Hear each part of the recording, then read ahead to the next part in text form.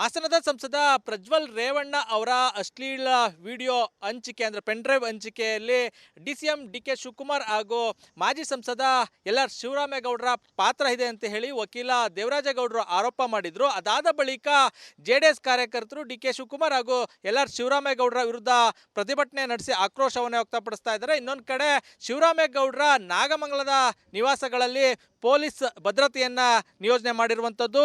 ನಾಗಮಂಗಲದಲ್ಲಿ ಎರಡು ಎಲ್.ಆರ್. ಶಿವರಾಮೇಗೌಡರ ಮನೆ ಇದೆ. ಈಗ ನೀವೊಂದು ಗಮನಿಸ್ತಾ ಇರುವಂಥ ಮನೆ ಇತ್ತೀಚೆಗೆ ನಿರ್ಮಾಣ ಮಾಡಿರುವಂಥ ಮನೆ. ಇಲ್ಲೂ ಕೂಡ ಪೊಲೀಸರನ್ನು ನಿಯೋಜನೆ ಮಾಡಲಾಗಿದೆ. ಜೆಡಿಎಸ್ ಕಾರ್ಯಕರ್ತರು ಆಕ್ರೋಶಗೊಂಡಿದ್ದಾರೆ. ಹೀಗಾಗಿ ಮನೆಗಳ ಮೇಲೆ ದಾಳಿ ಮಾಡುವಂಥ ಸಾಧ್ಯತೆ ಇರೋ ಹಿನ್ನೆಲೆಯಲ್ಲಿ ಪೊಲೀಸ್ ಇಲಾಖೆ ಎಚ್ಚರಿಕೆ ಕ್ರಮವನ್ನು ವಹಿಸಿರುವಂಥದ್ದು. ಇಲ್ಲಿ ಪೊಲೀಸರನ್ನು ನಿಯೋಜನೆ ಮಾಡಲಾಗಿದೆ. ಆ ಮೂಲಕ ಮನೆಗೆ ಭದ್ರತೆಯನ್ನು ನೀಡಲಾಗಿರುವಂಥದ್ದು. ಈ ಮಾತ್ರ ಅಲ್ಲ, ಮತ್ತೊಂದು ಮನೆ ಏನು TB ಸರ್ಕಲ್ನಲ್ಲಿರುವಂಥದ್ದು, ಆ ಮನೆಗೂ ಕೂಡ ಪೊಲೀಸ್ ನಿಯೋಜನೆ ಮಾಡುವ ಮೂಲಕ ಭದ್ರತೆಯನ್ನು ನಿಯೋಜನೆ ಮಾಡಲಾಗಿದೆ. ಒಟ್ಟಾರೆ ಹೇಳೋದಾದರೆ ಜೆಡಿಎಸ್ ಕಾರ್ಯಕರ್ತರು ಈಗಾಗಲೇ ಶಿವರಾಮೇಗೌಡರ ವಿರುದ್ಧ ಆಕ್ರೋಶವನ್ನು ವ್ಯಕ್ತಪಡಿಸ್ತಾ ಇದ್ದಾರೆ. ಇವತ್ತು ನಾಗಮಂಗಲದಲ್ಲಿ ಪ್ರತಿಭಟನೆಯನ್ನು ಹಮ್ಮಿಕೊಂಡಿದ್ದಾರೆ. ಆ ಹಿನ್ನೆಲೆಯಲ್ಲಿ ಪೊಲೀಸರನ್ನು ಶಿವರಾಮೇಗೌಡರ ಮನೆಗೆ ನಿಯೋಜನೆ ಮಾಡಿರುವಂಥದ್ದು. ಕ್ಯಾಮ್ರಾಮನ್ ವಿನೋದ್ ಜೊತೆ ಆನಂದ್, ರಿಪಬ್ಲಿಕ್ ಕನ್ನಡ, ಮಂಡ್ಯ.